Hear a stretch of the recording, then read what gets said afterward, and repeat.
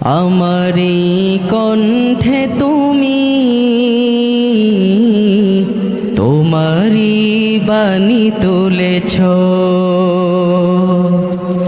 বুকের দেরাজ তুমি কোরআনের স্থান দিয়েছ। এত ভালোবাসো কেন মালিক আমায়, কি করে শুকুর তার করি আদায়। এত ভালোবাসো কেন মালিক আমায়। এতটুকু সবাই বলতে পারবেন না? এত ভালোবাসো কেন মালিক আমায়, আমারি কণ্ঠে তুমি